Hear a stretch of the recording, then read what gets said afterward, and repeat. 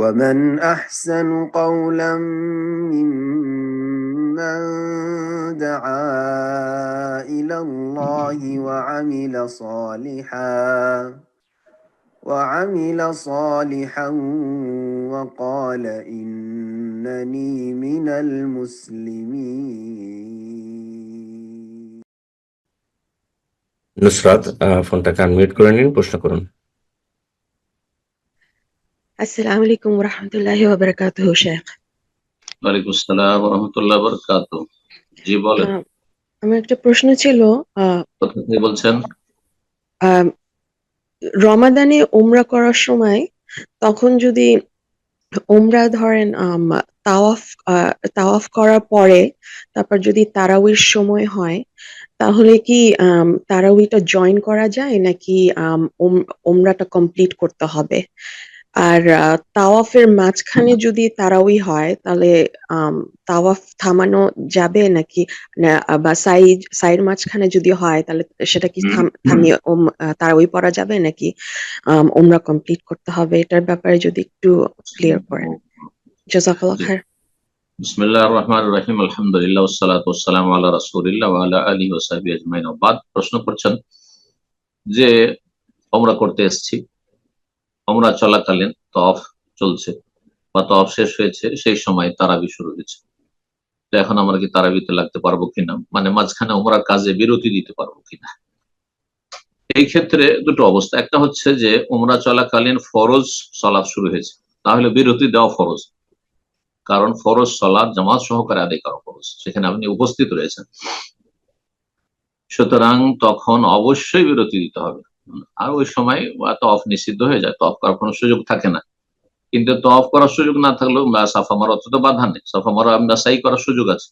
তো হয়তো অনেকেই অজ্ঞতাবশত না জানা থাকলে যখন ফরজ সালাত শুরু হলো তওয়াফে গেছে, চলো সাফা মারোয়া চলে যায়, না, এটা জায়েজ নয়। সেই সময় সালাতে অবশ্যই লাগতে হবে, কারণ আপনার উপর সালাত ফরজ। জি, বাকি থাকলো সুন্নত নফল ইবাদত বন্দেগীর জন্য। তওয়াফ চলাকালীন অথবা তওয়াফ শেষ হয়েছে, এখন সাফা মারোয়া সাই করতে যাব, এই সময়টাই তারাবি শুরু হয়েছে, তারাবি সুন্নাত। আর এইদিকে আপনার উমরা কমপ্লিট করতে হবে, কিন্তু মাঝখানে প্রয়োজনে গ্যাপ দেওয়া জায়েজ। ক্লান্ত হয়ে পড়েছেন, সুতরাং কিছুক্ষণ আপনি বিশ্রাম নেবেন, মানে বসে গেলেন, হয়তো কোথাও বারিশ করছেন ইত্যাদি, যেমন জায়েজ রয়েছে। উজু ভঙ্গ হয়েছে, তওয়াফ চলা অবস্থায় উজু করতে যাবে, বিরতি দেবেন, ঠিক ওই রকমই আপনি তারাবি পড়বেন। এদিকে তারাবি শুরু হয়েছে আর এদিকে আপনার তওয়াফ চলছে, আপনি তওয়াফ ছেড়ে দিয়ে যদি তারাবিতে লেগে যান জায়েজ, আর যদি না লাগেন সেটাও জায়েজ, যে আমি কন্টিনিউ করিনি, আমার তওয়াফটা সেরে নি, আমার সেই সেরে নি, কারণ আমার জন্য উমরা করাটা বেশি গুরুত্বপূর্ণ, উমরাটা তাড়াতাড়ি সেরে নেওয়া বেশি গুরুত্বপূর্ণ, যদিও মাঝখানে গ্যাপ দেওয়া জায়েজ রয়েছে। আবার বলছি, যদি কেউ মনে করে যে তওয়াফ চলা অবস্থায় তারাবি পড়বো, তো জায়েজ রয়েছে, এমন কোনো বাধা নেই, কিন্তু তিনি যদি তওয়াফ সাই করে উমরাটা তাড়াতাড়ি সেরে নেন, এটা বেশি ভালো। অনেকে মনে করেন যে আমি বাইরে থেকে আসছি, আসার পরে হোটেলে গিয়ে সাথে সাথে আমাকে উমরা করতে যেতে হবে, এই ধারণা কিন্তু ভুল। এই ধারণা ভুল। যদি কারো ক্লান্তি থাকে, অন্য কোনো অসুবিধা থাকে, তাহলে মাঝখানে কিছুক্ষণ বিশ্রাম নিয়ে আর তারপরে এসে উমরা করলো, সেটা জায়েজ রয়েছে। এই বিষয়টাও এখানে বলে দেওয়া ভালো হবে। জাযাকুমুল্লাহ। এরপর যা প্রশ্ন করবেন এমডি মিরাজ এস কে, আপনি প্রশ্ন করুন। আসসালামু আলাইকুম ওয়া রাহমাতুল্লাহ। ওয়া আলাইকুম আসসালাম ওয়া রাহমাতুল্লাহি ওয়া বারাকাতুহু। কেমন আছেন উস্তাদ জি? আলহামদুলিল্লাহ। কোথা থেকে? ইন্ডিয়া, মুর্শিদাবাদ থেকে বলছি। বলো। মাশাআল্লাহ। বলছি একটা উস্তাদ জি, মানে আমাদের এই সব মানে ইন্ডিয়াতে কিছু পশ্চিমবঙ্গের দুইজন আলেম, মানে নাম করাই বেশি ভালো হবে। একজন হচ্ছে যে এসাক মাদানি আর একজন বদরুদ্দোজা নাজবি, অবশ্যই আপনি চেনেন। তো ওরা কিছু কিছু বিষয় নিয়ে, বিশেষ করে মানে আহলে হাদিস, সালাফিয়াত, মানহাজুস সালাফ, এইসব বিষয় নিয়ে মানে অনেক বিভ্রান্ত ছড়াচ্ছে, লোকেদেরকে অনেক বিভ্রান্ত। যেমন ইসহাক মাদানী একটা আয়াত ফিট করেছে যে আন আকিমুদ দীনা ওয়ালা তাতাফাররাকু, মানে সূরার 13 নম্বর আয়াত, যে তোমরা দিন ধর্ম কায়েমে ফিরকা ফিরকায় ভাগ হয়ে যেও না, দিন ধর্ম কায়েম করো, ফিরকা ফিরকা হয়েও না, এইসব ব্যাপারে। তারপরে প্রশ্ন নাকবি কি? সাহেব প্রশ্ন বলছে, সংক্ষেপে, সংক্ষেপে, সংক্ষেপে প্রশ্ন। তো এরকম প্রশ্ন মানে ওরা বিভ্রান্ত করেছে। ওরা এক কথায় বলতে চাইছে যে মুসলিম বলতে হবে, সালাফিয়া তো দেওয়া যাবে না, তারপরে মানহাজুস সালাফও বলা যাবে না। এই ক্ষেত্রে অনেক মানুষ বিভ্রান্তই করছে, তো আমাদের করণীয় কি? মুসলিম বলতে হবে তো তিনি তো জমিয়তে আহলে হাদিসের একজন পদস্থ ব্যক্তি ছিলেন। তওবা করুক, মানুষের সামনে ঘোষণা করুক যে আমি তওবা করছি, এতদিন আমি ভুল পথে ছিলাম, আহলে হাদিস হয়ে। ঠিক আছে, তওবা করে সে ঘোষণা করে যে আমি এখন থেকে মুসলিম, আহলে হাদিস নয়। আল্লাহ হেদায়েত দান করুক। কিছু লোক পথভ্রষ্ট এরকম থাকবে আর ফিতনা সৃষ্টি করবে, আল্লাহ তাদের অনিষ্ট থেকে আল্লাহ হেফাজত করবে। জাযাকুমুল্লাহ খাইর। বারাকাল্লাহ ফিক।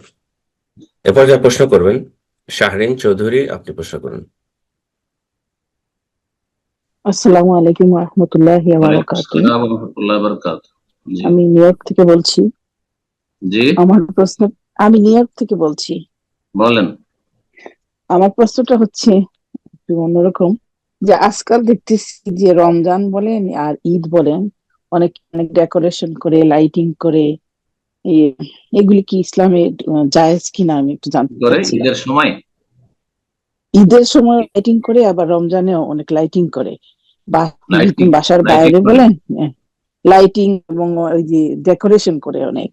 তো ওইটা সম্বন্ধে ডেকোরেশন আমি একটু করে। জানতে চাচ্ছি, এটা কি সঠিক, ইসলামে কি এটা সঠিক? যে এরা দুনিয়াদার, হয়তো দুনিয়া করে, এরা তো আর ইবাদত বন্দি করে না। লাইটিং করা কোনো ইবাদত নয়। পয়সা আছে, খরচ করে, অপচয় করে। এদেরকে বলেন যে এই পয়সাটা দান সাদকা করুক, নেকির কাজ হবে, জাহান্নাম থেকে বাঁচার ব্যবস্থা হবে। ইত্তাকুন নার ওয়ালাউ বিশিক্কি তামরা, জাহান্নাম থেকে তখন বাঁচার তারা চেষ্টা অনেকে করুন। বলে, জাহেল, তখন তারা দিন অনেকে বলে সম্পর্কে জ্ঞান যে নেই তাদের, এটা দিনের জ্ঞান নেই তাদের। শায়েক শায়েক তাদেরকে আল্লাহ আমি হেদায়েত। বলছিলাম, তারা বলছে যে এটা তো হারাম কিছু না, এটা তো একটু আনন্দ ফুর্তি, আল্লাহ তো বলছে ঈদের দিন খুশি করতে, এই সেই এরকম বলে। আনন্দ তা ফুর্তি আমি করতে এটা বলেছেন, সম্বন্ধে আমি ইবাদত বন্দি করতে বলেছেন। আনন্দ ফুর্তি হচ্ছে গরিবকে খেতে দাও, ওতে আনন্দ পাবে। ইমান নাই তো কোত্থেকে আনন্দ অনুভব করে? যেখানে আনন্দ আছে সে আনন্দ বুঝে না। ভোগবিলাসে আনন্দ, ছেলে মেয়েকে নিয়ে হাজার হাজার লাখ লাখ টাকা খরচ করে, কিন্তু একটা গরিবকে 3 পয়সা দিতে পারে না। আল্লাহ হেদায়েত করে এদেরকে। দুনিয়াদার এসব। আমিন। এরপর যা প্রশ্ন করবেন শাহিদা আক্তার, আপনি প্রশ্ন করুন।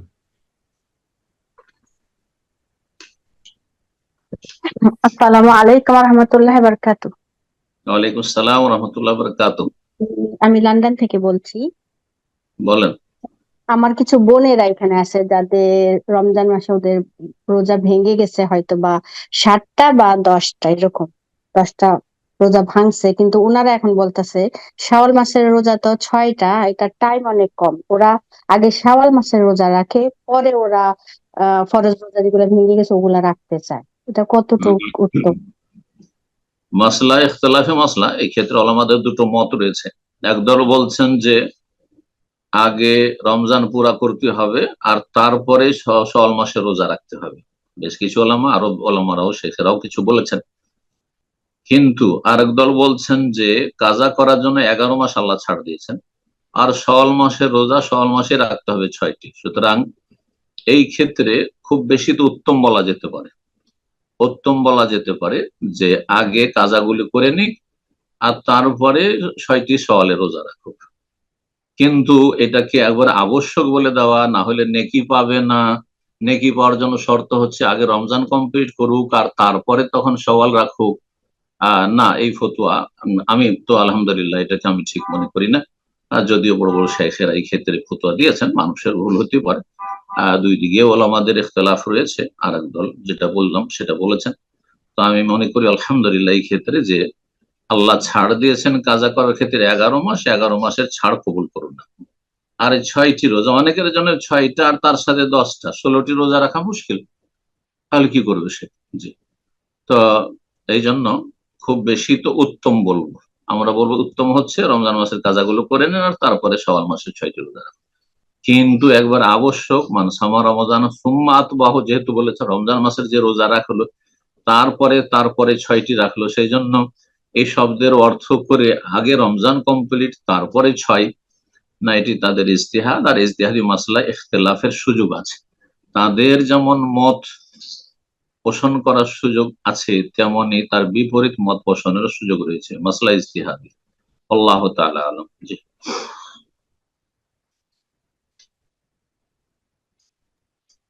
জাযাকাল্লাহ খায়ের। এ পর্যায়ে প্রশ্ন করবেন আরাফাত হোসেন।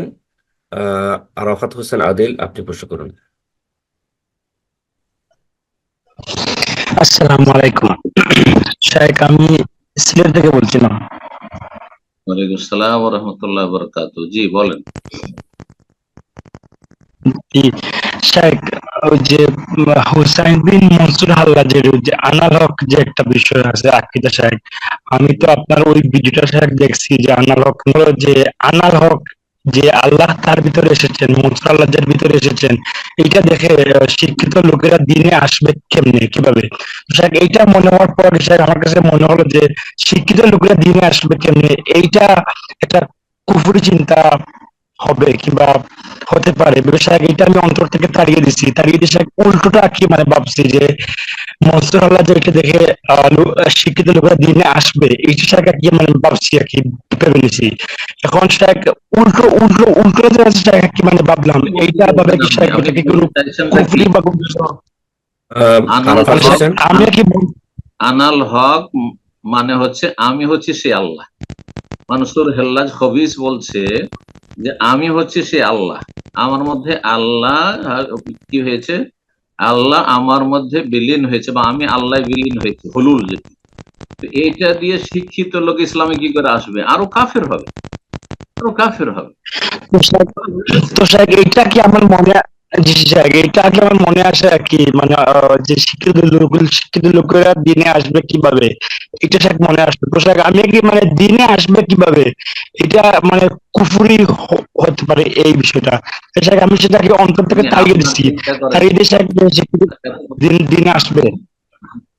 কম কথা বলেন, কম কথা বলেন। আপনি নিজের চিন্তা করেন যে আমি দিনে কি করে থাকবো। আপনি পরে শিক্ষিত লোক কে আসবে না আসবে, কে জান্নাতে জাহান্নামে, আপনাকে এত কে ঠিকা দিয়েছে? কথা বোঝা গেছে? আর এর সাথে আবার শিক্ষিত অশিক্ষিত লোকের যে দিনে আসা, দিন থেকে ফিরে যাওয়া, এর কি সম্পর্ক? মনসুর হাল্লাজ একজন পথভ্রষ্ট খবিস লোক ছিল, মুরতাদ ছিল, জঘন্য খবিস ছিল, যে বহু মানুষকে, বহু আলেম বেদাতি মোল্লাদেরকে গুমরা করেছে। ইন্নাহুন্না আদলাল্লাহ কাসীর মিনান নাস, আল্লাহ তার অনিষ্ট থেকে রক্ষা করুক উম্মতে মুসলিমাকে। এইরকম বহু খবিস ইবনে আরবি যেমন ছিল, ওয়াহদাতুল ওজুদের কুফরি আকীদা, এই সবগুলো দিয়ে বহু লোক গুমরা পথভ্রষ্ট হয়েছে। তাদের অনিষ্ট থেকে আল্লাহ হেফাজত করুক, ব্যাস আমাদেরকে জানিয়ে দিতে হবে। কেমন কে হেদায়েত হইলো না হইলো তার তো দায়িত্ব আমাদের নেই। অকলিল হাক্কুম রাব্বিকুম, রবের হক কথা তোমরা বলতে থাকো। ফামান শাআ ফালিউমিন ওয়া মান শাআ ফালিয়াকফুর, যার ইচ্ছা হবে ঈমানে আসবে, যার ইচ্ছা কুফরি করে জাহান্নামে যাবে। তাতে আমার আপনার কি ক্ষতি হলো? তার পরিণাম খারাপ করবে। জি। জাযাকাল্লাহ খায়ের। প্রশ্ন করবেন তানভীর, আপনি প্রশ্ন করুন। আসসালামু আলাইকুম রহমতুল্লাহি ওয়া বারাকাতুহু। শাইখ কেমন আছেন? আসসালামু ওয়া রাহমাতুল্লাহি ওয়া বারাকাতুহু। জি জি, বলেন। আমি লন্ডন থেকে বলছি শাইখ। সুম্মা আলহামদুলিল্লাহ, আপনার এই প্রথম আমি আপনাকে সামহাও যেভাবে ম্যানেজ করে আপনার প্রোগ্রামে অ্যাটেন্ড করছি।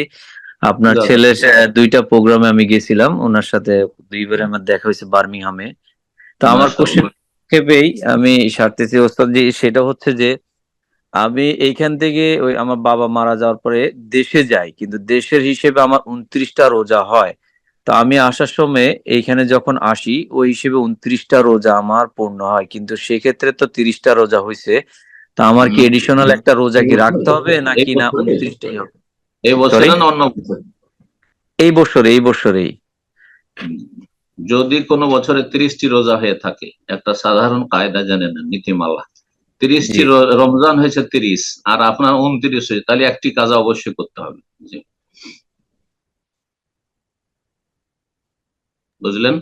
জাযাকাল্লাহ খায়ের। জি, পর্যায়ে প্রশ্ন করবেন এমডি মাহবুবুল ইসলাম, আপনি প্রশ্ন করুন। জি, সম্মানিত মহামান্য শাইখ, আসসালামু আলাইকুম রহমতুল্লাহি ওয়া বারাকাতুহু। আসসালামু রাহমাতুল্লাহি ওয়া বারাকাতুহু। জি বলেন। আমি লিসবন, পর্তুগাল থেকে বলছি। জি বলেন। বর্তমানে একটা ঘটনা ঘটছে আপনার সোশ্যাল মিডিয়াতে দেখতেছি, একজন ডাক্তার সাহেব উনি হারাম শরীফে বসে যেগুলো প্রসেস ফুড ছিল, যেমন বিভিন্ন রকমের জুস, তো বলতেছে এগুলো মানে খাওয়া যাবে না, এবং এগুলো নিয়ে একটু ফিতনার সৃষ্টি হয়েছে। তো উনি পরবর্তীতে বলছে যে আমি একজন ডাক্তার হিসেবে আমি যেটা ভালো খাবার সেটা আমি ভালোভাবে বলছি। তার অনেক বাংলাদেশে তার পদ্ধতি ফলো করে মানে মিলিয়ন মিলিয়ন লোক, 60-70 বা 1 কোটি লোক তাদের ডায়াবেটিসের ওষুধ খেতে হয় না, তারা এখন আলহামদুলিল্লাহ অনেক ভালো আছেন। তো এটা নিয়ে অনেক ফিতনা সৃষ্টি হয়ে গেছে। তো আপনি ওস্তাদ যে এটা কিভাবে মানে এটা দেখেন যে উনি কি ঠিক বলছেন নাকি ভুল, বা আমাদের কি খাবার দেখে শুনে খাওয়া উচিত, নাকি হারাম শরীফ থেকে খাবার দিছে, ভালো খাবার দিক প্রসেস ফুড দিক সবগুলো আমাদের খেতে হবে, বা আমরা এই খাবারের কোনো কমপ্লেন করতে পারবো না? এই ব্যাপারে একটু যদি বলতেন, জাযাকাল্লাহ খায়রান। নবী সাল্লাল্লাহু আলাইহি সাল্লাম সম্পর্কে হাদিস রয়েছে, মা আবা রাসূলুল্লাহ সাল্লাল্লাহু আলাইহি ওয়াসাল্লাম তাআমান কাত্তু, রাসূলুল্লাহ সাল্লাল্লাহু কোনো খাবারে দোষ চর্চা করেননি। ইনিশতাহাহু আকালাহু, পছন্দ হলে খেতেন, বা ইল্লা ফাতারাকা, না হলে ছেড়ে দিতেন। এটা হচ্ছে নবী সাল্লাল্লাহু আলাইহি আদর্শ। আর এই ডাক্তার যেহেতু দিন সম্পর্কে অজ্ঞ, হাদাহুল্লাহ, আল্লাহকে হেদায়েত করুক, আর খুব সম্ভাবনা রয়েছে সে হচ্ছে একজন অন্য কোনো প্রোডাক্ট যারা সৌদি বিদ্বেষী, যার ফলে এই ধরনের মন্তব্য করেছে। তার সম্পর্কে দায়িত্বশীলদেরকে জানানো উচিত ছিল সাথে সাথে। আমি যদি জানতে পারতাম সাথে সাথে তার সম্পর্কে জানাইতাম সাথে সাথে হারামের দায়িত্বশীলদেরকে। আল্লাহ তাকে হেদায়েত দান করুক, সে নিজের ঘরে খাক আর দেশে গিয়ে সব কাজ করুক। আর এখানে এসে তাকে কে বলেছে তুমি হারামের খানা খাও? নিজের পয়সা দিয়ে খানা নিয়ে এসে খাও। আল্লাহ তাকে হেদায়েত দান করুক। জি, প্রশ্ন করবেন মনসুর আক্তার মিম, মনসুরা আক্তার মিম। জি, আপনি প্রশ্ন করুন। আসসালামু আলাইকুম সম্মানিত শায়েখ। ওয়ালাইকুম আসসালাম ওয়া রাহমাতুল্লাহ। শায়েখ, আমি বাংলাদেশ নেত্রকোনা থেকে বলছি। জোরে বলেন। শায়েখ, আমি বাংলাদেশ নেত্রকোনা থেকে বলছি। জি জি জি, প্রশ্ন বলেন। আমার প্রশ্নটা হচ্ছে, আমাদের মধ্যে যারা আমাদের নন মুহাররাম আছেন, তাদের সাথে হচ্ছে পর্দার বিষয়টা, যেহেতু হাদিসে বলা আছে যে পর্দা করতে হবে, ফরজ। তো অনেকে এটা বোঝানো যায় যে দেবরের সামনে ভালো পর্দা করবে, কিছুই শুনতে পেলাম না আপনার। জি বোন, পর্দা রয়েছে, কিন্তু যারা মাহারাম আছে তাদের না। যেমন আপনার কথাগুলো অস্পষ্ট, যারা তো মাইকটা একটু মাহারাম ঠিক আছে করে নিন। তাদের সাথে পর্দার জি শায়েখ, এখন বোঝা যাচ্ছে? না, আপনার কথা কিছু বুঝতে পারিনি। শায়েখ, এখন শোনা চালু করে। এখন শোনা যাচ্ছে, বলেন দেখি, চেষ্টা করি। আমার প্রশ্নটা হচ্ছে মাহারামদের সাথে পর্দার বিষয়, যেমন হচ্ছে খালা ও মায়ের সমতুল্য এবং চাচা মাহরামের বাবার সাথে সমতুল্য, কিন্তু তাদের সাথে কি কোনোভাবে জি পর্দা, ওই বিষয়টা মাহারামদের সাথে কিরকম পর্দা করতে হবে, একসাথে ঘুমানো, তারপর না, আওয়াজ ক্লিয়ার আসে না। বোন, আপনার নেটের সমস্যা মানে সম্ভবত। পর্দা বলতে যে অনেকে এই বিষয়গুলো ছোট করে দেখতেছে, যে একসাথে ঘুমানোর। একসঙ্গে ঘুমানো মানে খালার পাশে ঘুমাবে সাবালক ছেলে? জি জি। সাবালক ছেলে মায়ের পাশে ঘুমাবে যায় না। তারপর যে মানে সাবালক ছেলে খালার, মায়ের সাথে ঘুমাবে, এটাও জায়েজ না। তারপর খালার পায়ে টিপে, তারপর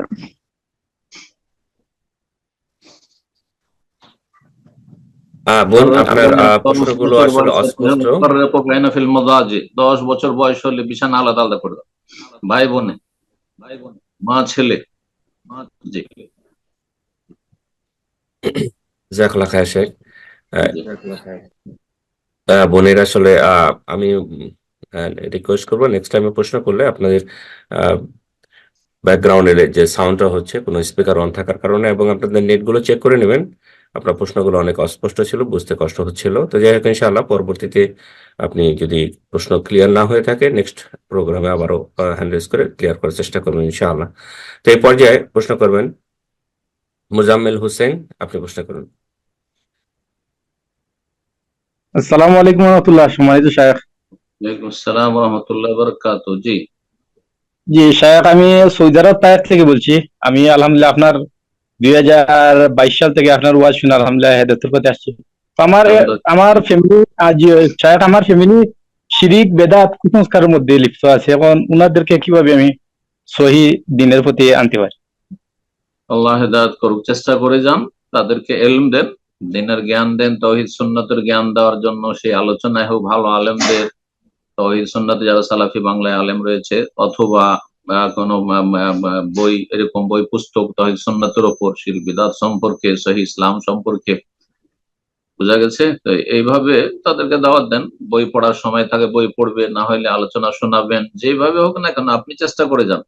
প্রথম তাদেরকে সহি ইলম দেন, তারপরে সহি আমলের দাওয়াত দেন। হ্যাঁ, তার কিছু এলিম শিখুক, জানুক, তাদের অন্ধত্ব দূর হোক, অজ্ঞতা দূর হোক, দিন সম্পর্কে জানেন না। আমাদের দেশের লোকেরা অধিকাংশই অজ্ঞতার সাথে ধর্ম পালন করে, যার ফলে ভুল ধর্মই পালন করে, যা কিছু করে তাও ভুলে ভরা। এক তো আমল কম, আমল নেই অনেকেরই, আর যাদেরই আমল আছে ভুলে ভরা আমল, যার ফলে ক্ষতিগ্রস্ত এরাও ওরাও সব ক্ষতিগ্রস্ত। আল্লাহ হেফাজত করুন। এই জন্য আপনার কাজ হচ্ছে তাদেরকে উপকারী জ্ঞান দেওয়া, সহি দিনের জ্ঞান প্রদান করা, তাদেরকে সহি তথ্য দেওয়া। যেমন আপনি পেয়েছেন এবং আপনি হেদায়েত হয়েছেন, হতে পারে তাদের হেদায়েতের ওসিলা হতে পারে। আর তারপরে আপনার চেষ্টাকে অব্যাহত রাখা, আপনি চেষ্টা চালিয়ে যান। হেদায়েত আল্লাহর হাতে, ইন্নাকা লা তাহদি মান আহবাবতা, তুমি যাকে ভালোবাসো তাকেই যে হেদায়েত করবে জরুরি নয়। নবী সাল্লাল্লাহু আলাইহি ওয়াসাল্লাম আল্লাহ বলেছেন, চাচা আবু তালেবকে পারেন, আবু লাহাবকে পারেননি, কিন্তু আব্বাসকে পেরেছেন, হামজাকে পেরেছেন। আল্লাহর ইচ্ছে, দুই চাচা হেদায়েত হয়েছে, দুই চাচা জাহান্নামে গেছে। তো আল্লাহ রাব্বুল আলামিন আত্মীয় স্বজনদের হেদায়েত দান করুন, তাদের জন্য দোয়াও করুন, সাথে সাথে ইলম দেন, তাওহীদ সুন্নাতের আমলের দাওয়াত দেন, ভালো কিছু শিখান, শিরক বেদাতে সতর্ক করুন, আর দোয়াও করুন যে আল্লাহ হেদায়েত করুন। আল্লাহুম্মা হাদি কওমি ফাইন্নাহুম লা ইয়ালামুন, আল্লাহ আমার জাতিকে হেদায়েত করো, আমার বংশধরকে হেদায়েত করো, আমার আত্মীয় স্বজনকে হেদায়েত করো, আমার পরিবারকে, বাপ মাকে হেদায়েত করো, ভাই বোনকে হেদায়েত করো। ফাইন্নাহুম লা ইয়ালামুন, বেচারারা জানে না, জানলে আপনার মতো হেদায়েত হয়ে যেত। আল্লাহ তৌফিক দিক। আমিন। প্রশ্ন করবেন এইচ কে শাকিল, আপনি প্রশ্ন করুন।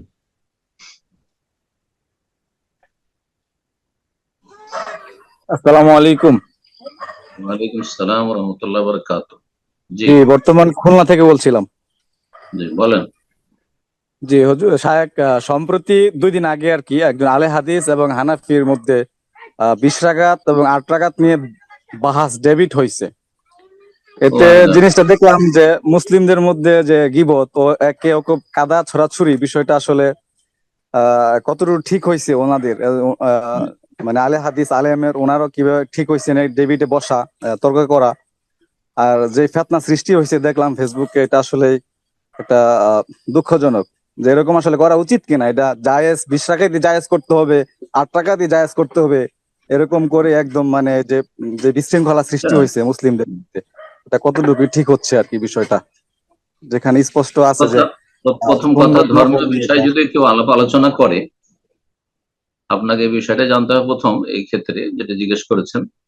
ধর্মীয় বিষয় নিয়ে কেউ আলাপ আলোচনা করে আর আপসে দ্বিমত থাকে, ফিকহি মাসাইলই হোক না কেন, আকীদার বিষয় আরো গুরুত্বপূর্ণ, ফিকহি মাসাইল হোক, ইজতিহাদি মাসাইলই হোক, যেমন তারাবি 20 না 8, এবং ওমর রাদিয়াল্লাহু তাআলা 8 চালু, তার যুগে 11 ছিল না 20-21 ছিল, এই বিষয়গুলি হোক না কেন ইজতিহাদি মাসালা, এই ক্ষেত্রে যদি কেউ দিনের কথা আলোচনা করে অথবা লিখে আর তার কেউ রদ করে, কেউ ভুল লিখছে তার রদ করছে, এগুলো গীবত নয়।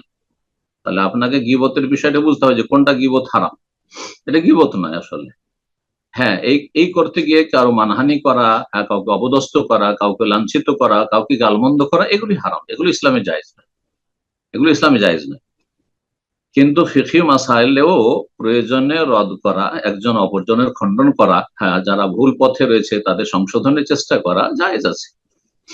কিন্তু আকিদার বড় বড় ধর সমস্যা যাদের মধ্যে, যারা আশারি মাতুরিদি আকিদা বিশ্বাসী, যাদের আকিদা, যাদের ওলামাদের আকিদা এখন ঠিক নয় যে আল্লাহ কোথায়, আল্লাহর চেহারা আছে কিনা, আল্লাহর হাত আছে কিনা, সব কুদরতি হাত, চেহারাও নেই তাদের কাছে।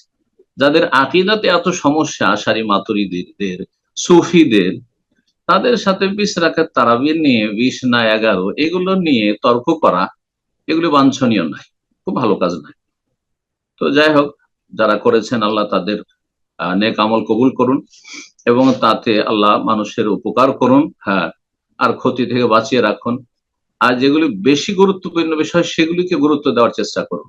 আল্লাহ তৌফিক দান করুন সবাইকে। এটি হচ্ছে পরামর্শ, যে যেমন অমুসলিমদের দাওয়াতের বিষয়টি রয়েছে, তারপরে যারা মাজারপন্থী তাদের দাওয়াত, তারপরে সুফিদের ভ্রান্ত আকিদার নিরসন, হ্যাঁ, পীরের তরিকতে আর শিরকি কুফুরি আকিদাতে ভরা সমাজে। আশআরী মাতুরিদি ভ্রান্ত আকিদায় আল্লাহর আসমা সিফাতই বুঝে না, আল্লাহ সম্পর্কে তাদের সঠিক ধারণা নেই, রাসূল সম্পর্কে সঠিক ধারণা নেই, ভ্রান্ত ধারণা তাদের। আর তাদের সাথে 20 রাকাত আর 11 রাকাত এগুলো নিয়ে, আর রফেদাইন নিয়ে, আর আমিন জোরে নাচতে, হাত কোথায় বাঁধবো, এগুলো নিয়ে আসলে বাহাস করা, এগুলি আমাদের আহলে হাদিসদের কাজ নয়। আল্লাহ রাব্বুল এসব বুঝার তৌফিক দান করুন এবং আলেম ওলামাদের পরামর্শ নিয়ে সবাইকে চলার তৌফিক দান করুন। জি, জাযাকুমুল্লাহ। বারাকাল্লাহু ফিক। প্রশ্ন করবেন সুজান। সুজান, আপনি প্রশ্ন করুন।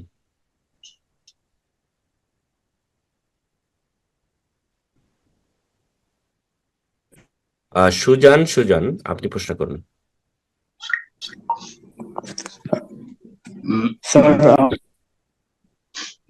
জি, আপনার ফোনটা আনমিউট হয়েছিল, আবারও মিউট করে ফেলেছেন, তো আবার আনমিউট করে নিন।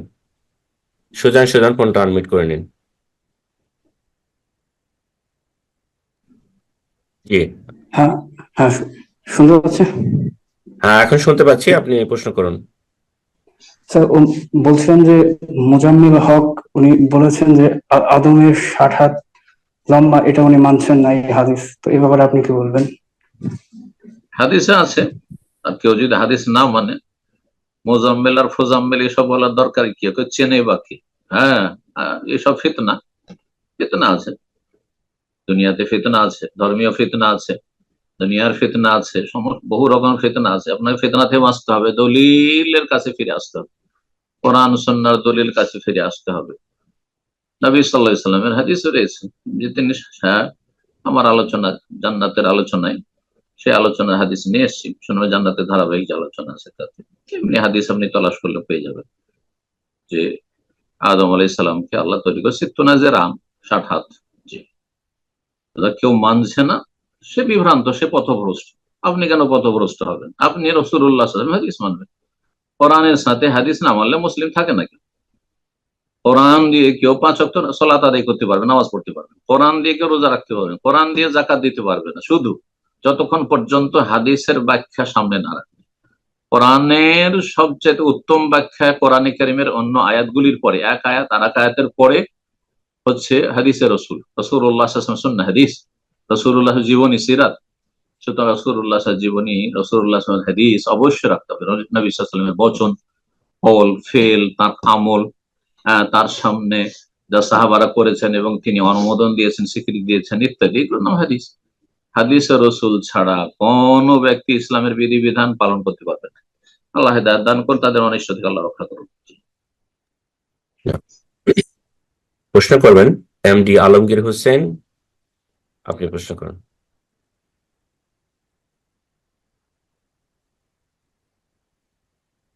এমডি আলমগীর হোসেন, ফোনটা আনমিউট করে নিন, প্রশ্ন করুন। জি, আসসালামু আলাইকুম ওয়া রাহমাতুল্লাহি ওয়া বারাকাতুহু। ওয়ালাইকুম আসসালাম ওয়া রাহমাতুল্লাহি ওয়া বারাকাতুহু। জি শেখ, আমি কাতার থেকে বলছি। আমি দোয়া করি আল্লাহ আপনাকে নেক হায়াত দিক, আপনার পরিবার এবং আপনার উপরে আল্লাহ রহম করুক, আল্লাহ বরকত দিক, আল্লাহ শান্তি দিক, আর আমাদের জন্য দোয়া করবেন। আমার প্রশ্ন হচ্ছে, শেখ, আমি কাতারের একটা মসজিদে 8 রাকাত প্লাস 2 প্লাস 1 মোট 11 রাকাত নামাজ পড়া হয়। সেক্ষেত্রে 8 রাকাত নামাজ পড়ার পরে কিছু লোক বের হয়ে পিছনে গিয়ে গল্প গুজব করে, আবার ওখান থেকে আবার কিছু লোক থাকে, আবার 2 রাকাত পড়ে ওই 1 রাকাত বাকি থাকতে কিছু লোক বের হয়ে যায়, গিয়ে ওই পিছনে কথাবার্তা বলে, গল্প গুজব করে। ওটা যারা নামাজ পড়ে ওদের অনেক সময় বিঘ্ন ঘটে, নামাজের অনেক মানে সমস্যা হয়, কথাবার্তা আসে, আওয়াজ আসে। আবার ওই নামাজ শেষ হওয়ার পরে সাথে সাথে হুড়হুড়ি করে ওই প্রথম ইমাম যেখানে নামাজ পড়ছে দাঁড়িয়ে, সেখানে আবার দ্বিতীয় ইমাম দাঁড়িয়ে নামাজ পড়ে এবং ওই 20 রাকাত পূর্ণ করে। এটা কতটুক মানে সঠিক? মোটেই সঠিক নাই, মোটেই সঠিক নয়। নবী সাল্লাল্লাহু আলাইহি ওয়াসাল্লাম বলেছেন, মান কামা মাআল ইমামে হাত্তা ইয়ানসারিফ, যে ব্যক্তি ইমামের সাথে তারাবি পড়বে, কিয়াম করবে, আর ইমাম শেষ করা পর্যন্ত সে থাকবে সাথে। ইমাম ফিরবে যখন, মানে ইমামের সমাপ্তি হবে, তখন তার সমাপ্তি হবে। তো যারা 8 পড়ার পরে পিছন দিয়ে গিয়ে গল্প করে, এরা অজ্ঞ আসলে দিন সম্পর্কে, অথবা গোনা তাদের তরিকা। ও 20 পড়বে, সেই জন্য এখানে আর পড়বে না। তার জন্য উচিত ছিল 20-এ কেন সীমিত করবে? তাবেঈনদের যুগে, ইমাম মালিকের যুগে মদিনায় 41 পড়তো, সংখ্যা বাড়িয়েছে। সালামদের যুগে অনেকে সংখ্যা বাড়িয়েছে, কিন্তু সেটা সুন্নত নাই নবী সাল্লাল্লাহু আলাইহি ওয়াসাল্লামের। 41 পড়তো, তুমি বেশি পড়ো আর একটু। সুতরাং পরে যেটা পড়বে সেটাই পড়ো। আর এখানেও যে 8-এর পরে 2, 10 হলো, তারপরে 1 হলো, সেইটাও পড়ুক। আর তার সাথে আর 1 রাকাত মিলিয়ে নিয়ে 12 করে নিক, আর তারপরে আবার 10 পড়ুক, 22 পড়ুক, 24, 25 পড়ুক, অসুবিধা কি? বাকি নফল 100 পড়ুক, 200 পড়ুক। কেউ যদি 100, 200 পড়ে নফল, অসুবিধা আছে? কোনো অসুবিধা নেই। কেউ যদি শাওয়াল মাসের 6টি রোজা না রেখে শাওয়াল মাসের 20টি, 25টি রোজা রাখে, অসুবিধা আছে? কোনো অসুবিধা নেই। নফল রোজা নফল রাখতে পারে, একদিন পর একদিন রাখতে পারে, কোনো অসুবিধা নেই। গোটা বছরে 6 মাস রোজা রাখতে পারে। আর যদি মনে করেন আমার শাওয়াল মাসের গোটাটাই আমি নফল, ফ্রি আছি, এই সময় ডিউটি নেই, কাজ নেই, কাম নেই, ঠান্ডার সময় আমি রোজা রাখবো, কোনো অসুবিধা নেই। তো ঠিক ওই রকমই হচ্ছে এই কিয়ামুল লাইল, রমজান মাসের সালাত। কিন্তু যদি সুন্নত বলতে হয় যে সুন্নত কত রাকাত নবী সাল্লাল্লাহু আলাইহি ওয়াসাল্লাম, তখন অবশ্যই সত্য কথা বলতে হবে, দলিল ভিত্তিক কথা বলতে হবে। তা হচ্ছে মা কানা ইয়াজিদু ফি রমাযান ওয়ালা ফি 11 রাকাত। নবী সাল্লাল্লাহু আলাইহি ওয়াসাল্লাম রমজানে হোক, অন্য মাসে হোক, 11 বেশি পড়তেন না। সেটাই তারাবি, সেটাই তাহাজ্জুদ, সেটাই তারাবি, সেটাই তাহাজ্জুদ। নবী সাল্লাল্লাহু আলাইহি ওয়াসাল্লাম লম্বা করে পড়তেন। আজকালকার লোকেরা হিম্মত হারিয়ে ফেলেছে, পরবর্তীকালের লোকেরা, যার ফলে তাদের নামাজ শর্ট হয়ে গেছে। যখন শর্ট হয়ে যায় তখন সংখ্যা তারা বাড়িয়ে দিয়েছে। এটা তাদের আমল, তাদের ইস্তেহাদ। কিন্তু নবী সাল্লাল্লাহু আলাইহি ওয়াসাল্লামের সুন্নত হচ্ছে সংখ্যার দিক থেকে 11, আর কোয়ালিটির দিক থেকে 5-6 ঘন্টা, কমপক্ষে 5-6 ঘন্টা। জি, আল্লাহ তৌফিক দান করুন।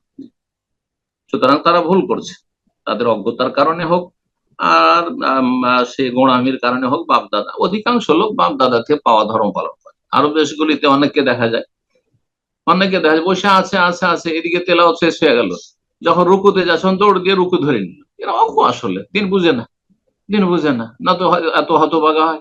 এমনিতে বসে আছে, চেয়ারে বসে আছে, এমনি বসে আছে, অলস। আর তারপরে যখন সূরা ফাতিহা শেষ হয়ে রুকুতে যাচ্ছে, এবং তখন দৌড় দিয়ে রুকুতে লাগছে। কোন অজ্ঞতা হলে আর অনীহা হলে ইবাদতবন্দেগী। তো অধিকাংশ লোক তো আসলে মুসলিম সমাজের দিন সম্পর্কে অজ্ঞ আসলে। আল্লাহ অজ্ঞতা দূর করুন। জি, প্রশ্ন করবেন আমিন এসকে, আপনি প্রশ্ন করুন।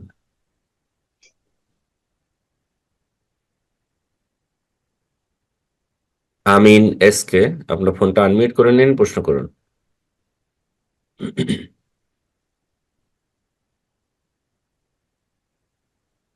এ পর্যায়ে আমরা আরেকজনকে সুযোগ করে দিচ্ছি, প্রশ্ন করবেন মুস্তাকিম মোল্লা, আপনি প্রশ্ন করুন।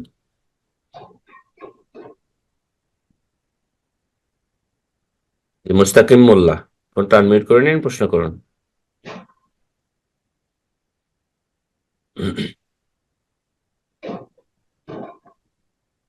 আশা করি সিস্টেম কাজ করতেছে। অনেক ব্রাদার সিস্টার আছেন, আমরা সময় না নিয়ে আমরা পরবর্তী আরেকজনকে সুযোগ করে দিচ্ছি। হালিমা তুজ শাহিদা, জি, আপনি প্রশ্ন করুন। আসসালামু আলাইকুম শেখ। ওয়ালাইকুম আসসালাম ওয়া রাহমাতুল্লাহি ওয়া বারাকাতুহু। জি জি শেখ, আমার প্রশ্নটা হলো যে আমার চাচা, কোথা থেকে বলছেন? আমি নিউ ইয়র্ক থেকে বলছি। আচ্ছা, বলেন। তো আমার চাচার ধন সম্পদ আছে, মানে জমি জমা আছে। তো উনি গায়ে শক্তি সামর্থ্যে তো বেশ শক্তি আছে। ওনার 2টা ছেলে আছে, ছেলে 2টাও বেশ শক্তি সামর্থ্যই রাখে। কিন্তু তারা মানে ছেলে যুবক ছেলে, কিন্তু তারা কেউ কোনো কাজ করে না, চাচাও করে না বা ছেলেরাও করে না। তো ওয়াইফ তো নিরুপায়, সেও আছে, তো সেও তো করতে পারে না। তো এখন ওনাদের আবার খুব অভাব, তো ওনারা আসলে কাজ করে না, ওই বাড়ির একটু গরু টরু আছে ওইগুলা দেখাশোনা করেন। তো ওনাদের আবার অভাব চায় না, মানে এরকমই কাজও করবেন না, ইনকাম নাই, so অভাব চায় না। তো আমি ওনাদেরকে মানে ওনারা জাকাত পাবে কিনা। আমার কথাটা শুনে, কাজ করেন না কিন্তু শরীর সুস্থ আছে, কাজ করতে পারবে নাকি? জি জি, সুস্থ আছে এবং যুবক ছেলে আছে ঘরে, সে ছেলেও কাজ করে না। 2 ছেলে আছে, এক ছেলে একটু ছোট পড়াশোনা করে, আর এক ছেলে যুবক, সেও কোনো কাজ করে না। ছোট কিন্তু যে নামযুবক আছে, লেখাপড়ার যুগে ছাত্র জীবন আছে, তাকে অভাব থাকলে জাকাত দিতে পারবেন, কিন্তু যারা শরীর সুস্থ, হ্যাঁ, তাকে জাকাত দেওয়া যায় না। নবী সাল্লাল্লাহু বলছেন, নবী সাল্লাল্লাহু হাদিস, ওয়ালা তাহিল্লু সাদাকাতু লিকাউইন মুকতাসিব, জাকাত সাদকা, জাকাত হালাল নয় যেই ব্যক্তি শক্তিশালী, শরীরের শক্তি আছে কাজকর্ম করার মতো, মুক্তাসিব মানে উপার্জনযোগ্য, আয় উপার্জন করতে পারবে, কাজকর্ম করতে পারবে, কিন্তু কুড়ে, অলস, নবাবের আলিশা, এদেরকে জাকাত দেওয়া জায়েজ না, মোটেই জায়েজ না, খেটে খাক। জি, বাকি কথা হলো বুড়ো হয়ে গেছে, কাজকর্ম করতে পারছে না, অথবা নাবালক হয়ে আছে, অথবা মহিলা মানুষ, অভাব আছে, আর তাদের মানব জীবনের যে মৌলিক চাহিদাগুলি রয়েছে সেগুলিতে অভাব রয়েছে, খাওয়া দাওয়া জুটে না ঠিকভাবে গোটা মাসের বা গোটা বছরের, অথবা তাদের পোশাক জুটে না, তাদের বাসা ভাড়া জুটে না, তাদের চিকিৎসা জুটে না, হ্যাঁ, বা ঘর বাড়ির নেই, একটা ঘর তুলতে হবে ইত্যাদি, তাদেরকে দিতে পারবেন জাকাত। হ্যাঁ, জাকাত মানুষকে ধনী করার জন্য দেওয়া যাবে না, হ্যাঁ ঋণ মুক্ত, হ্যাঁ ঋণ যদি থাকে তো ঋণ মুক্ত করার জন্য জাকাত দেওয়া যাবে।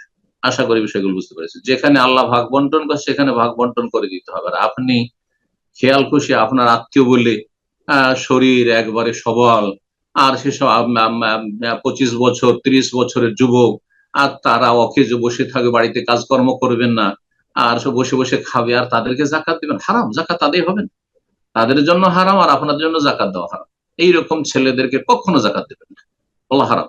হ্যাঁ, মেয়ে হলে দিতে পারে, মেয়ে অবিবাহিত দিতে পারেন, কারণ মেয়েদের কালো উপার্জন করতে বলে, বাড়ির ভেতরে পর্দার ভেতরে থাকবে, তারা জাকাত খেতে পারে, যদিও সুস্থ সবল মহিলা, কিন্তু বাইরে তাকে কাজ করতে যাবে, চাকরি করতে যেতে হবে না, না ইসলাম শিখায় না এটা, তাকে জাকাত দিতে পারে। জি, বারাকাল্লাহ। আমিন। প্রশ্ন করবেন আফরোজা, আপনি প্রশ্ন করুন। আফরোজা, আপনার ফোনটা আনমিউট করে নিন, প্রশ্ন করুন। আসসালামু আলাইকুম। ওয়ালাইকুম আসসালাম ওয়া রাহমাতুল্লাহি ওয়া বারাকাতুহু। আমি আমেরিকা, নিউ ইয়র্ক থেকে বলছি। বলেন। আমাকে একজন বললো আর কি আপনাকে জিজ্ঞেস করার জন্য, যে তার 15-16 বছরের একটা ছেলে, তো এখনকার যুগে যা হয় মোবাইল নিয়ে থাকে, রাত্রে ঘুমায় না, দেরি করে ঘুমায়। তো মাটা আলাদাই ঘুমাতো, এখন তার সন্তানের ভালোর জন্য, যে মা যদি সাথে ঘুমায়, মায়ের ভয়ে হয়তো একটু তাড়াতাড়ি ঘুমাবে বা মোবাইল বন্ধ করে দিবে, এই উদ্দেশ্যে সন্তানকে একটু সময় দেওয়ার জন্য, সঙ্গ দেওয়ার জন্য, যে ঘুমাতে গেলে তো কিছু কথাবার্তা হবে, ইন্টারাকশন হবে, এটার জন্য আর কি মা তার ছেলের সাথে ঘুমায়। এটা কি ঠিক আছে? 2 ছেলে একসাথে ঘুমাতো, এখন বড় ছেলেকে আলাদা দিয়ে ছোট ছেলের সাথে ঘুমায়। একটু আগে প্রশ্ন করছেন একজন, তো ক্লিয়ার করেন বিষয়টা। সেটা হচ্ছে একই রুমে ঘুমা যাবে, মাহরাম মা একই রুমে ঘুমাতে পারবে, কিন্তু একই বিছানায় পাশাপাশি ঘুমাবে না, না এটা জায়েজ না। নাবালক ছেলেদের সাথে মা ঘুমাবে একই বিছানা, এটা জায়েজ না। কিন্তু সিঙ্গেল খাট, একই রুমে 2, 3, 4 খাট আছে, সিঙ্গেল খাট, আরব দেশে এই সিস্টেম আছে, সিঙ্গেল খাট, একই রুমে 2 খাট, অথবা মা খাটের ওপরে আছে, ছেলে নিচে শুইছে, জায়েজ আছে একই রুমে ঘুমানো। একই রুমে হোটেলে থাকতে পারে, একই রুমে মা ছেলেকে নিয়ে যে কোনো জায়গায় থাকতে পারে, কোনো অসুবিধা নেই। কিন্তু একই বিছানায় পাশাপাশি ঘুমাবে, এটা জায়েজ না। একই চাদরে ঘুমাবে, একই কম্বলে, একই ল্যাপে ঘুমাবে, এটা জায়েজ না। কথা বুঝতে পেরেছেন? কোনো অসুবিধা নেই, একই রুমে ঘুমাবে, কিন্তু একই রুমে বিছানা আলাদা। ফাররিকু বাইনা ফিল মাদাজ, হাদিসটা দেখুন, নবী সাল্লাল্লাহু আলাইহি ওয়াসাল্লাম বলছেন বিছানা আলাদা করে, এই কথা হচ্ছে রুম আলাদা করে, এই কথা বলেন কোন হাদিসে নাই যে রুম আলাদা করে দেয়। জি, আল্লাহ সঠিক বুঝদান করুন, আমলে তৌফিক দান করুন। জি, আমিন। প্রশ্ন করবেন মুস্তাকিম মোল্লা, আপনি প্রশ্ন করুন। জি মোস্তাকিম মোল্লা, আপনি প্রশ্ন করার মাঝখানে ফোনটা আনমিউট করেছিলেন, তো আমি অনুরোধ করবো যারা প্রশ্ন করার জন্য হ্যান্ড রেজ করেন আপনার অ্যাটেনশন দিবেন, সময় মতো ফোনটা আনমিউট করে প্রশ্ন করার চেষ্টা করবেন ইনশাআল্লাহ। তো আমরা আপনাকে আর সুযোগ দিতে পারছি না, আমরা সময় শেষের দিকে, আর একটা বা দুটো প্রশ্নের মাধ্যমে আজকে আমাদের প্রোগ্রাম শেষ হবে। এরপর যে আমরা নেব, প্রশ্ন করবেন নাসরিন উদ্দিন আলী, সরি নাসির উদ্দিন আলী, আপনি প্রশ্ন করেন।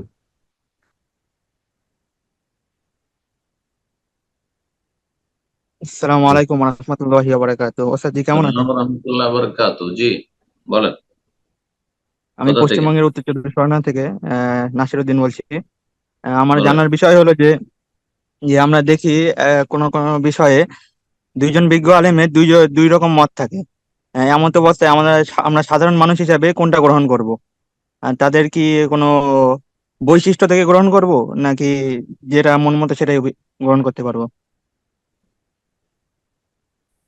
হ্যাঁ, প্রশ্ন খুব গুরুত্বপূর্ণ প্রশ্ন এটি, যে দুইজনই সালাফি আলেম, দুইজনই বিজ্ঞ আলেম, আর দুইজনের এলমে আপনি তেমন কোনো পার্থক্য করতে পারছেন না, তাহলে দেখবেন যে আপনার এলমের স্তর কত। মানুষ তিন স্তরের, এক স্তর একেবারে প্রাথমিক স্তর, যারা কোনো পার্থক্য করতে পারবে না, শুধু চেহারা দেখে তো পার্থক্য করতে পারবে না যে কার কতটা এলেম আছে, আর দু চারটা কথা বা 2-4 ঘন্টার আলোচনা শুনে এই পার্থক্য করা যাবে না, এটা সম্ভব না। জি।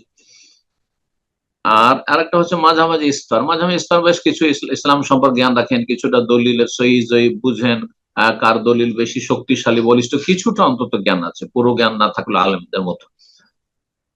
তো এইরকম যদি হয় তাহলে আপনাকে দেখতে হবে যে আপনি যদি মাঝামাঝি স্তরে থাকেন, আর অধিকাংশ মুসলিম ভাইদেরকে যারা ইসলাম কিছু চর্চা করছেন যেমন আপনি, আমি আশা করি এইরকম মাঝামাঝি স্তরে আপনি আছেন, তাহলে আপনি দেখবেন যে দুইজন আলেমের মধ্যে কার দলিলগুলি এই মাসলায় বেশি শক্তিশালী মনে হচ্ছে। যার দলিলগুলি বেশি শক্তিশালী মনে হবে আর যার মতের ওপর আপনার মনের শান্তি হবে, তৃপ্তি হবে, হ্যাঁ, দুনিয়ার উদ্দেশ্যে নয় যে আমার জন্য এটা সুবিধাজনক, একটু হালকা ফতুয়া না, এটা হাওয়া কুপ্রবৃত্তির অনুসরণ, এটা জায়েজ নয়। আবার আপনি আল্লাহ সন্তুষ্টির জন্য আমানতের সাথে, যেটি আমানত, ইসলামের আমানত, এই এই আলেমের এই মতটি আমাকে দলিলের দিক থেকে বেশি বলিষ্ঠ মনে হচ্ছে, তার কথা আমল করবেন। আর যদি আছেন আমি তাও পারছি না, দুইজনেরই দলিল শুনলে আমাকে একই রকম লাগে, তাহলে কোন একটা আমল করলে আপনি মুক্তি পেয়ে যাবেন, অসুবিধা নেই।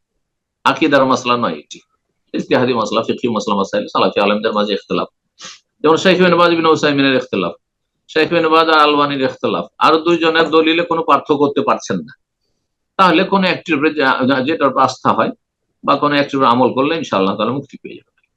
কিন্তু দুনিয়ার গরজ না থাকে সেখানে, হাওয়া কুপ্রবৃত্তির ইত্তেবাউল হাওয়া যেন না থাকে, আল্লাহর সন্তুষ্টি দলিলের আপনি অনুসরণের যথাসাধ্য চেষ্টা করবেন।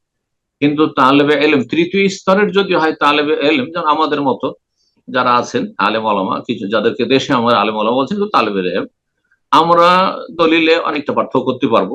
হ্যাঁ, সেই ক্ষেত্রে আমরা যখন দেখব যে তার দুইজনই সালাফি আলেম কিন্তু তার দলিল বেশি শক্তিশালী, তখন সেটাকে আমরা প্রাধান্য দেবো। যেমন শাওয়াল মাসের রোজার ক্ষেত্রে, যে কাজা রোজা আগে রাখা বাধ্যতামূলক নাকি সওয়াল রাখতে পারবো আর কাজা আমি 11 মাস রাখতে পারবো, শাইখুল হোসেন বলছেন না, মোটেই জায়েজ নয়, মোটেই জায়েজ নয় ফরজ রোজা বাকি থেকে সওয়ালের রোজা রাখা। কিন্তু সেই মতটি আমাকে ঠিক মনে হয়নি। মা আয়েশা রাদিয়াল্লাহু তাআলা 11 মাস পর্যন্ত অপেক্ষা করতে, আর তারপর শাবানে গিয়ে কাজা করতে। তো এই ক্ষেত্রে তাহলে আপনাকে বলতে হয় যে মা আয়েশা রাদিয়াল্লাহু শাওয়াল মাসের মোটেই রোজা রাখতেন না নাকি? তো যাই হোক, তারপরে ইজতিহাদি মাসলা। তো যাই হোক, এই জন্য বলছি যে যারা পার্থক্য করতে পারবেন, দুজনেই সালাফি আলেম, কিন্তু দলিলের দিকে আমি পার্থক্য করতে পারছি কার দলিল বেশি শক্তিশালী মনে হচ্ছে, সেটাকে আপনি প্রাধান্য দেবেন। আল্লাহ তাআলা জি। জাযাকাল্লাহ খায়ের। আমিন এসকে, আপনি ফোন আনমিউট করেছেন, তো আমি আপনাকে প্রশ্ন করার জন্য সুযোগ করে দেব, তবে তার পূর্বে বলবো যে আজকের সর্বশেষ প্রশ্ন হবে আমিন এসকে প্রশ্নের মাধ্যমে আজকে আমরা আমাদের প্রোগ্রাম শেষ করব, কারণ অনেক সময় হয়ে গেল। তো আমিন এসকে, আপনি প্রশ্ন করুন। জাযাকাল্লাহ খায়ের। জি, আপনার ফোনটা আনমিউট হয়েছে, প্রশ্ন করুন। আসসালামু আলাইকুম ওয়া রাহমাতুল্লাহি ওয়া বারাকাতুহু। ওয়ালাইকুম আসসালাম ওয়া রাহমাতুল্লাহি ওয়া বারাকাতুহু। সম্মানিত শায়েখ, আপনি কেমন আছেন? জি আলহামদুলিল্লাহ। কোথায় বলছেন বলেন, প্রশ্ন বলেন, সময় কম। শায়েখ, আমি মুর্শিদাবাদ থেকে বলছিলাম। বলেন প্রশ্ন শায়েখ, আপনার। আমার প্রশ্নটা হলো অনেক অধিকাংশ মসজিদগুলোতে আমাকে মানে যেতে হয়, তো অধিকাংশ মসজিদে মানে দুইবার করে ইকামত দিতে হয়, না দিলে ওদের মানে সমস্যা হানাফি হয়। মসজিদ, তো এই হানাফি ক্ষেত্রে মসজিদ, দুইবার করে ইকামত দেওয়া যায় আছে কিনা যদি একটু জানাতেন। হানাফি মসজিদ। জি জি জি, হানাফি মসজিদ। হ্যাঁ, দুইবার একামত আছে হাদিসে, সহিহ হাদিস। সুতরাং সেটার উপর আমল করতে এই ক্ষেত্রে দুটো অপশন আছে। একরা একামত বেলাল রাদিয়াল্লাহু তাআলা আনহুর একামত, জি, জি মদিনার। আর দোহরা ডবল একামত, হ্যাঁ, আজানের মতো করে এটি আবু মাহজুর রাদিয়াল্লাহু তাআলার একামত, মক্কার আমল। সুতরাং জায়েজ। আপনি ফিতনা এখানে করবেন না, ঝগড়া বিবাদ করবেন না, যেখানে যেমনটা চলে সেটাই করবেন। যদি দেখেন যে এখানে হানাফি মসজিদ, তাহলে ডবল দিয়ে দেবেন, যদিও আপনি আহলে হাদিস, আমি দেবো, কোনো অসুবিধা নেই। আর যদি দেখেন যে এখানে আহলে হাদিস মসজিদ, তাহলে ডবল দিতে যাবেন না, কারণ ওখানে আবার ঝামেলা বাঁধতে পারে। কারণ সাধারণ লোক আহলে হাদিস জানে না, ওরা মনে করে যে না এইটা বেলাল, এইটাই ঠিক আর ওইটা ভুল। তো যার ফলে অজ্ঞ লোকদের সাথে, যারা সমাজের সর্বস্তরের লোক আছে সেখানে এই কৌশল অবলম্বন করা জরুরি। যেখানে যেটা আমল চলে সেটা সেখানে আমল করবে। এমনকি সৌদি আরবে যদি দোহরা একামত কেউ দিতে লাগে, আর সাধারণ মানুষ এখানকার যারা জানে না, তারা একামত ক্যান্সেল করবে, আবার একামত দিবে, ওই হানাফিদের মতোই করবে, কারণ জানে না তারা। তাহলে আপনি এখানে ঝামেলা বাঁধিতে আসবেন কেন? যেখানে যে আমলটা চলছে সেটা চলতে দেন, যেখানে যে আমলটা চলছে সেটা চলতে দেন। সুন্নত নফলের ক্ষেত্রে বা যেখানে দুটোই সহিহ হাদিস দ্বারা প্রমাণিত, এই ক্ষেত্রে আপনি কোনো বেদাত করছেন না, কোনো নাজায়েজ কাজ করছেন না। সুতরাং এই ক্ষেত্রে কোনো গোড়ামি করবেন না যে আমাদের আহলে হাদিসরা একরা পছন্দ করেছেন, সৌদি আরবে একরা একামত চলে। না না না, হাদিস আছে, কোথায় চলে না চলে দেখার প্রয়োজন নেই, হাদিস আছে, আপনি দেন, দোহরা একামত দেন, কোনো অসুবিধা নেই, হানাফিদের মতো একামত দেন আপনি। বারাকাল্লাহু ফিক। জি, জাযাকাল্লাহ খায়ের শেখ। জাযাকুমুল্লাহ। আজকে ইনশাআল্লাহ এখানে শেষ করা যাক, অনেক সময় হয়ে গেল। আলহামদুলিল্লাহ, আল্লাহ কবুল করুন। জাযাকুমুল্লাহ খায়ের। যেসব ভাই বোনেরা থাকলেন আমাদের সাথে, আল্লাহ তাদের উত্তম প্রতিদান দান করুন, এবং যারা সার্বিক সহযোগিতায় আছেন আমাদের সাথে, আল্লাহ তাদের নেক আমল কবুল করুন, এবং তাদের দাওয়ার কাজে আরো বেশি আল্লাহ বরকত দান করুন। আল্লাহ রাব্বুল আলামিন আমাদেরকে উপকারী জ্ঞান দান করুন, নেক আমলের তৌফিক দান করুন। রমজান পরে আমাদেরকে আরো ভালো জীবন যাপনের তৌফিক দান করুন। ইমানে আমলে আল্লাহ উন্নতি করার তৌফিক দান করুন। তাকওয়া অর্জন করার তৌফিক দান করুন। তাকওয়ার উপর আল্লাহ বহাল রাখুন, এবং সমস্ত গুনাহ থেকে, পাপ থেকে, ফিতনা থেকে, অন্যায় থেকে, জুলম অত্যাচার থেকে, শার অনিষ্ট থেকে আল্লাহ আমাদেরকে হেফাজতে রাখুন। আমাদের ছেলে মেয়েদেরকে আল্লাহ রাব্বুল আলামিন ভালো রাখুন, হেফাজতে রাখুন। যেসব ভাই বোনা বিশেষ আমাদের সাথে থাকলেন, তাদের ছেলে মেয়েদের আল্লাহ নেক হায়াত দান করুন, তাদেরকে আল্লাহ রাব্বুল আলামিন ঈমানি ইসলামী তরবিয়ত করার তৌফিক দান করুন, এবং আল্লাহ রাব্বুল সমস্ত রকমের ফিতনা ফাসাদ থেকে, আর দুনিয়ায় যে প্রতিকূল অবস্থা রয়েছে ইসলাম পালনের ক্ষেত্রে, সমস্ত অনিষ্ট থেকে আল্লাহ হেফাজত করুন, মধ্যম পন্থা অবলম্বনে তৌফিক দান করুন।